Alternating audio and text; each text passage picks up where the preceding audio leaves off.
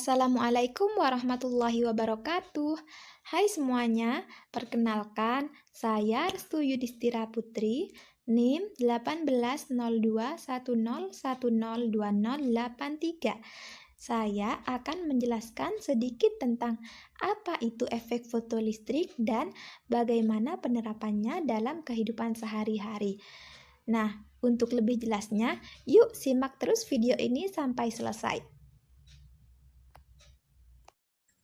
Pertama, pada tahun 1887, ada seorang ilmuwan yang bernama Heinrich Hertz yang melakukan sebuah eksperimen. Ia melakukan eksperimen dengan menyinari logam katoda dengan cahaya monokromatik. Kemudian, dari logam katoda tersebut terpancar elektron-elektron. Namun, pada akhirnya, Hertz gagal mendeskripsikan tentang sifat-sifat penting yang terjadi pada efek fotolistrik menggunakan sifat gelombang cahaya. Pada tahun 1990 disusul oleh Max Planck yang mengemukakan bahwa setiap benda yang mengalami radiasi akan memancarkan energi secara diskontinu atau diskrit, yaitu berupa paket-paket energi atau yang sering dikenal dengan kuanta. Pada akhirnya, yaitu pada tahun 1905, Einstein resmi mempublikasikan makalahnya tentang efek fotolistrik. Einstein mengemukakan efek fotolistrik secara matematis. Kemudian, Einstein juga menemukan bahwa ternyata energi cahaya sesuai dengan pekerjaan eksperimen dari Max Planck. Jika tadi kita sudah membahas mengenai sejarah penemuan efek fotolistrik, sekarang kita akan membahas apa sih efek fotolistrik itu? Nah, efek fotolistrik itu sendiri adalah sebuah peristiwa pelepasan elektron dari suatu permukaan logam ketika disinari oleh cahaya akibat penyerapan radiasi elektromagnetik. Jadi, ketika ada cahaya yang bersifat sebagai partikel atau kita sebut sebagai foton ditembakkan kepada katoda, maka elektron yang ada di katoda akan menyerap energi foton yang dari cahaya tadi. Kemudian, karena elektron memiliki energi lebih besar dari energi ambang logam, elektron bisa terlepas dari katoda kemudian menuju ke anoda. Nah, dari peristiwa pelepasan elektron inilah akan terjadi arus listrik yang akan dideteksi oleh galvanometer yang ada di sini. Seperti yang sudah kita bahas tadi, elektron akan terlepas jika frekuensi yang dimiliki oleh elektron lebih besar dari frekuensi ambang logam. Kemudian, bagaimana untuk mencari EK max-nya? Nah, kita menggunakan M sama dengan tan theta. Tan theta itu sendiri adalah konstanta Planck, atau kita simbolkan sebagai H. Nah, untuk mencari tan theta itu kita kembali ke grafik yang ada di sebelah sini. Kita mengingat lagi pelajaran yang ada di SMA bahwa tan sama dengan depan per samping, yaitu jika tetanya ada di sini maka tan theta adalah depannya yaitu EK max dan sampingnya yaitu adalah F min F0. Jadi kita tuliskan di sini bahwa tan theta sama dengan EK max per F min F0. Kemudian kita turunkan di sini yaitu tan theta kita ganti sebagai H sama dengan EK max tetap yaitu EK max per F min F0. Kemudian kita pindahkan F min F0 ini ke ruas kiri. Jadi H dikali F min F0 sama dengan EK max. EK max itu sendiri hasilnya adalah H dikali F dan dikurangi H dikali F0.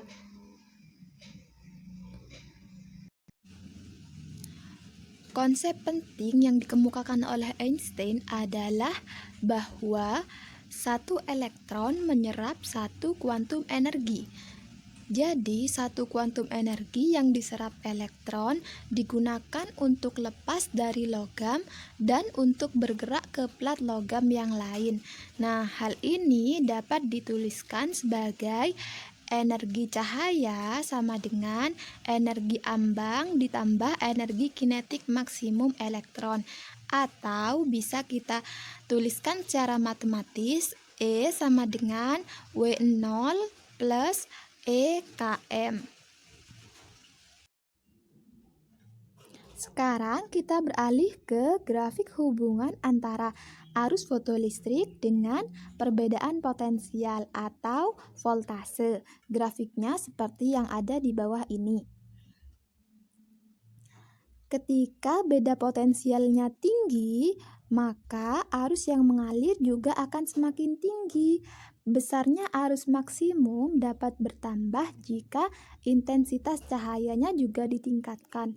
Hal ini dapat terjadi karena semakin tinggi intensitas cahaya yang ditembakkan, maka semakin banyak elektron yang keluar dari plat logam. Dan semakin rendah intensitas cahayanya, maka elektron yang terlepas juga akan semakin rendah.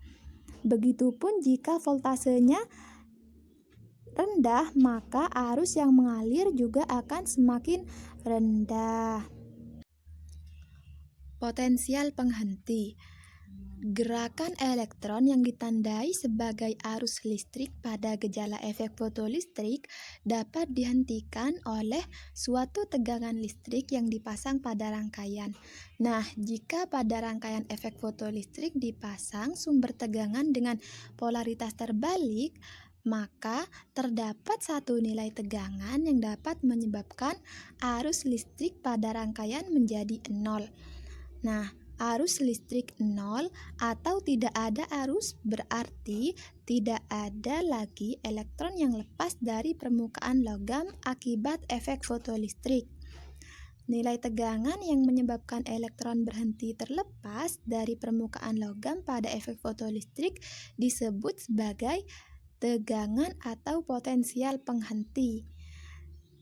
Jika V0 adalah potensial penghenti, maka dapat kita tuliskan secara matematis setengah mv kuadrat, yaitu rumusnya energi kinetik, sama dengan E kali V0.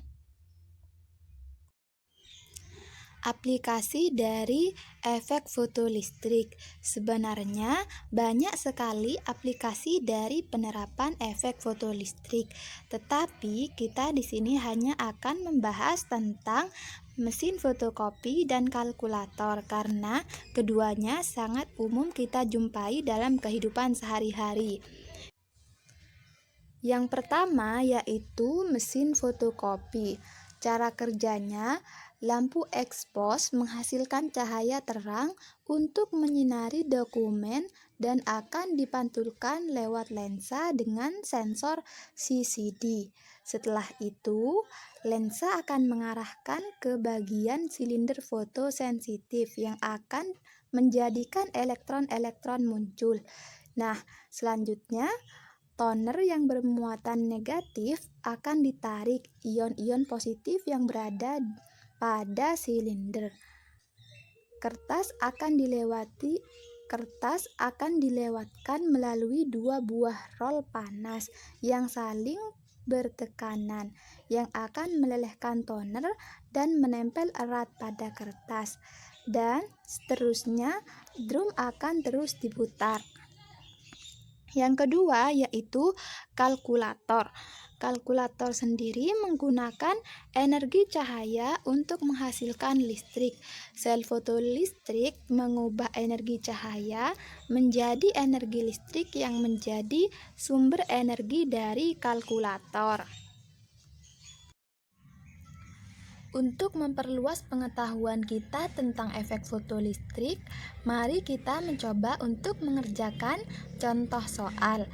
Contoh soalnya adalah jika sinar ungu berfrekuensi 10⁻16 Hz dijatuhkan pada permukaan logam yang mempunyai energi ambang 2/3 kali kuanta energi sinar ungu, dan jika tetapan Planck-nya adalah 6,6 kali 10⁻⁻34, maka berapakah energi kinetik elektron yang terlepas? Nah, di sini yang perlu kita tulis terlebih dahulu adalah diketahui. Apa saja yang diketahui? Yang diketahui adalah frekuensi dari sinar ungu, yaitu F-nya sama dengan 10⁻16 Hz. Kemudian juga energi ambang 2/3 kali kuanta energi sinar ungu. Energi ambang biasa disimbolkan dengan W0 sama dengan 2/3 kali dari energi sinar ungu atau E. Nah, penggunaan simbol E atau W0 di sini hanya sebatas simbol. Kemudian selanjutnya yang diketahui juga adalah konstanta Planck, yaitu H sama dengan 6,6 kali 10⁻⁻34. Nah, yang ditanya apa saja? Yang ditanya di sini energi kinetik elektron. Energi kinetik sama dengan berapa? Jawabannya adalah EK sama dengan E min W0. E sendiri ini adalah miliknya dari sinar ungu tadi. Berarti jika kita turunkan rumusnya, E sama dengan HF. Sedangkan untuk W0 itu adalah HF0.